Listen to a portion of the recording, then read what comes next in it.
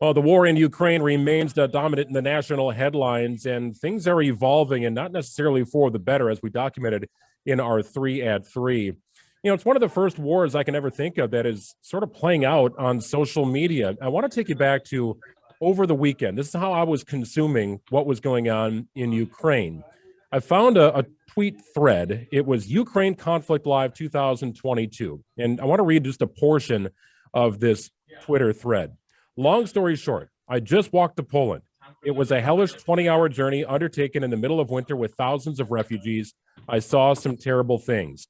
Vehicles were backed up for 25 kilometers, many out of gas, several abandoned as their occupants fled west on foot as fast as possible. UA soldiers were stopping cars and buses and yanking out any man aged 18 to 60 to conscript in the Ukrainian army. In one place, the commissar was shouting, "Say goodbye to your daughters, mothers, and girlfriends. You must turn back and fight the Russian invader." This went on and on and on. And the man behind all of the tweets is an American journalist. His name is Manny Marotta, who is thankfully back home in the United States. He is safe, but he was in the heart of what is going on in Ukraine. And Manny joins us now. Manny, first of all, welcome home. Thankful we're able to have this conversation. And what an incredible journey. Welcome back to the United States. And we're very curious to know how it went in Ukraine. I mean, thank you for your time. It's an honor, of course, to appear on this radio program today. Yeah, I guess I want to start with your intrigue. You're a young Western journalist, as you described yourself, a recent college graduate back in 2019 from the East Coast out in Pittsburgh. What prompted you to even go to the Ukraine? Because your journey started mid-February when things were intensifying, but there were no rockets being fired. Right. Well, I've always sort of been interested in conflict journalism, and I thought that this was going to be a conflict that would erupt at any minute. And so I sort of impulsively booked a ticket to Ukraine, and I showed up in Ukraine on February the 15th, 9 days before the invasion, to try and gain as many interviews and as much film as possible to gauge the public opinion on whether there would be a conflict and what their thoughts on the conflict would be. And so I was doing some interviews, and I was filming some things, and all of a sudden the war just started. And so that is what I ended up getting caught in, and that is what prompted the long walk to Poland that I undertook last week. Manny, talk about the difference between when you went there, things were escalating, and the interviews you were getting, and then the tipping point when the war began and the things you were seeing and the interviews you were getting then. What was that difference like? Well, something that's crazy to understand is that most Ukrainians thought that there would be no war until the very last minute. So pretty much every Ukrainian with whom I spoke during the first week of the trip believed that the war news was being overblown, that life was going to continue as normal. They were trying to sell me tours. They were trying to fill the hotels. They thought that the war news was exaggerated and that nothing would end up happening. It was only in the very last 12 hours that everybody sort of came to a collective wakefulness about this and began preparing hastily for war. And so only in the very last 12 hours did you see barricades being built, people leaving for the army, supermarkets being cleared out of their items, gas lines at the gas stations. And this was a very night and day sort of change, because before nobody thought there was going to be war. Everybody was very confident in the country. And then 12 hours before the invasion, all of a sudden, everybody thought there was going to be war. And indeed, there was war the very next day. Yeah, I think your tweets reflect that, Manny, because early on it was, hey, my flight home from Ukraine was canceled, but here I am on board a plane to Ukraine. You check into a hostel, you're taking pictures. You're showcasing some of the incredible food that you're eating and the hospitality you received. And then it turns into, I don't know if I can film anymore. There's rockets being fired around me. Men in suits with guns are in the street, and this is about to go down. So walk me through your mindset in that quick pivot. Yeah, it was definitely very frightening. As you mentioned, there was very much more of a cultural aspect at the beginning, because Ukrainians themselves thought there would be no war, and they were wanting to preserve the tourism and the culture as much as possible. But then, as I mentioned earlier, it was just this very sudden pivot to a warlike mentality. Every time I would take out a camera, for example, a soldier would yell at me. And so it was the sense of paranoia, the sense of skepticism, the sense of danger that was suddenly becoming apparent. And then the invasion hit. and people began to full out panic. And that is what was seen in the first few hours of the invasion, where air raid sirens, rocket strikes, people rushing to the ATMs, rushing to the grocery stores, stocking up, and this huge exodus west that you're seeing even today, where hundreds of thousands and millions of Ukrainians are all together trying to get out as fast as possible in this almost panic. Manny, explain to us or tell us how many hours you walked along the Poland border, how many miles you went, and something I'm curious about, what you learned about humanity from this extreme experience witnessing war firsthand.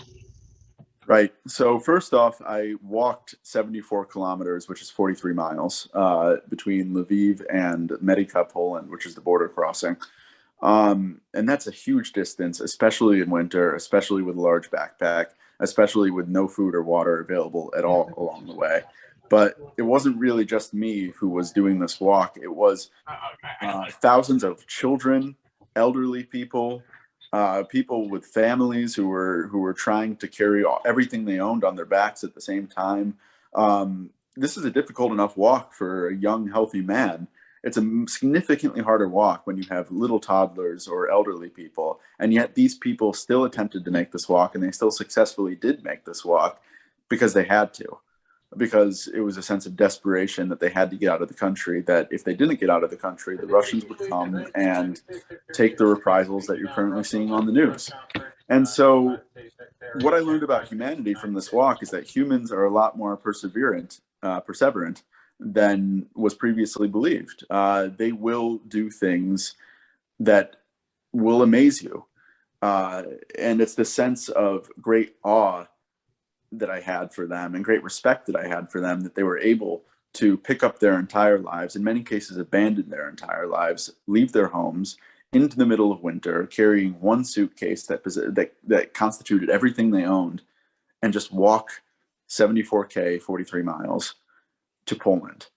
And so I saw terrible things. I saw people who were fainting from hunger, people who couldn't go on and were left by the side of the road. There was a woman who had a heart attack. It was very tragic. She was brought to the side of the road and sort of just left there. And it was humbling. It really was humbling. You don't think that these sorts of things exist in the current modern day, but indeed they do exist, and it's still happening at this very moment. And these people really just need our help and our support at this time, because it's the biggest humanitarian disaster in Europe in 30 years. And it's just this huge crisis where all these people are fleeing their homes, dropping everything, showing great strength, great solidarity, but also great desperation. Manny Marotta is joining us. He was in Ukraine, made the trek to Poland, feared for his life, as many Ukrainians did, and luckily is back in the United States, able to talk about his travels. Manny, I wonder how you had the courage to keep going. And obviously you did fear for your life, and that's an incredibly long distance to run. I'm sure the humanitarian in you wants to help those people as much as you possibly can. But as you mentioned, you didn't have any water. You didn't have any food. I don't know if you had the right clothing, for goodness sake. When you reached Poland, did you feel like you really accomplished something? Did you feel like you were finally safe? Did you feel like you needed to collapse? Like what's going through your mind, and who did you share that experience with? There was, of course, this tremendous sense of relief upon reaching Poland, especially because the Poles received us with such generosity and such magnanimity. We were received with snacks, with a bus to a nearby town where all the refugees were being gathered. The mood on that bus was, of course, very despondent. Everybody had just walked this huge distance throughout the night for 20 hours. And everybody was just sort of sad because they'd lost everything. There were people who were crying. There was a sense of despair. But then everybody just fell asleep in the refugee facility. And it was relief because we were in an EU country. We were in a safe country. And we knew that we were protected by the shield of NATO. And so for the refugees reaching Poland, it's a sense of both despair and euphoria almost, because, and those are two very differing emotions, of course, but these are two emotions that they feel because on one hand, they have lost everything. And then on the other hand, they are now in a free place, a safe place where they can survive the war, unlike millions of Ukrainians who are stuck in Ukraine at this very moment. That's how they Manny, finally go. Sorry, go ahead. oh, sorry. You posted on Twitter on February 25th. This was the longest and worst night of my life. I'm just speechless. You posted a photo of being greeted with tea. You said the tea was really great. Can you kind of take us into that photo, take us into that moment that you were experiencing when you posted that? Sure, and I apologize. It's a blurry photo. My hands were cold. It was hard to take the picture. But yeah, no, taking you into that moment, this is the first food that me and many thousands of others of people had for the first time in a day, and we had all walked 43 miles the previous day, and so it was just the best meal of the year for me, at least. This one simple cup of tea, it couldn't have been larger than 6 ounces, but it was delicious, and it was relieving, especially to see the sunrise too, because we arrived at around sunrise.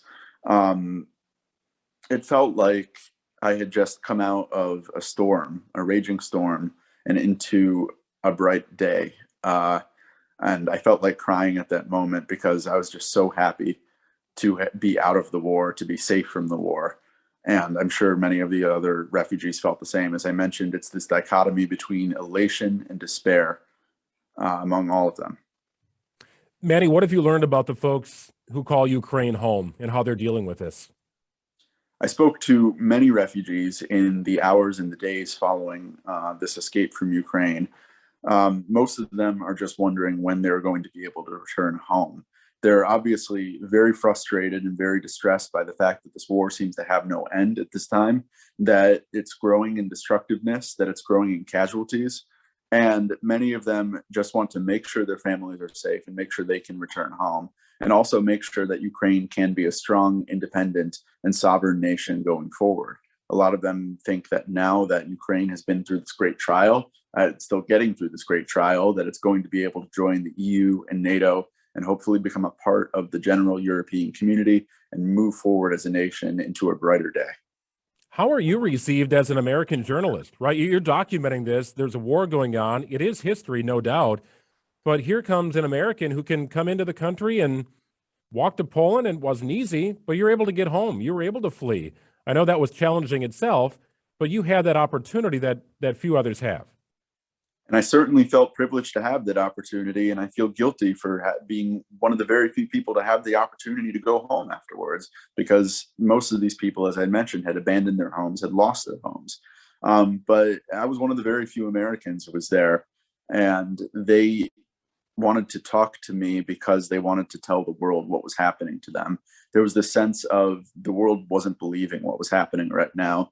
Let's talk to this American. Maybe he can film something. Maybe he can record us, and the world will come to believe that the tragedy and the horror of what is happening to them in this wartime right now.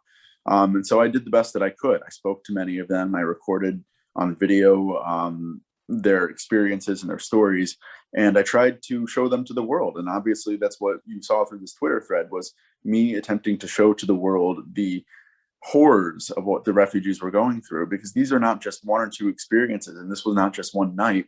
This is something that is ongoing every single day for the past week and onwards. So it's a story that is continuing to develop and something that continues to need to be revealed to the world. And I'm glad that I was able to reveal a small slice of this refugee crisis to the world. Manny, I'm curious how you're feeling now that you're back. You're safe. Do you have a little bit of guilt? Some people have sort of survivor's guilt, maybe when they experience a war situation, and you're okay. How are you feeling? The guilt started on the flight home and has only grown since then, because I met several Ukrainians while I was in Ukraine, people I met in Kiev or Lviv or various other places in Ukraine, whom I came into contact with, who I got their phone numbers, who I got their social media, and we were texting. And we were, for example, I was playing online chess with one the other day, and then they sort of went dark. A lot of them went dark. They went missing during this war. And I remember, you know, we would have coffee together, or we'd have a meal together, or we would walk around the city together, and where are they now? And so their faces are sort of in my mind all the time, wondering, are they safe? Where are they? Are they able to get out of the country or find a place where they can be safe until the war is over? And this guilt has compounded because I feel helpless to do anything about it but tell their stories. That's the only thing that I can do about it. And so I think that what people need to do in order to solve this issue is help the Ukrainian people as much as possible, whether that means donating to charity, donating clothes, donating food, donating their time to help Ukrainian refugees get to safer places and get out of this very destructive and harmful war. If you want to read what Melissa and I have both read, I encourage you to follow the Twitter handle that Manny created. It's at Ukraine Live 2022. You started this separate from your personal account, Manny, to fully document and have sort of a clearinghouse for all your tweets and storytelling. It's captivating. It's breathtaking. It's disturbing. I mean, it's all of that. But you really allowed people into a place that we were not, aside of what's been shown on TV, and we can see a fire here and a rocket fired here and some of the destruction, but you were with the people, and it's such a unique experience. I'm thankful you're back home. This is a remarkable story that you've been able to tell, and I think you're accomplishing your goal. And I can't thank you enough for being a part of our show. I can't thank you enough for helping get the word out about this refugee crisis that is currently going on. Thank you, Manny. Manny Marotta joining us here on Wisconsin's Afternoon News. Be well, Manny. Thanks so much. Get some rest, and maybe we'll talk to you down the road. Thank you so much.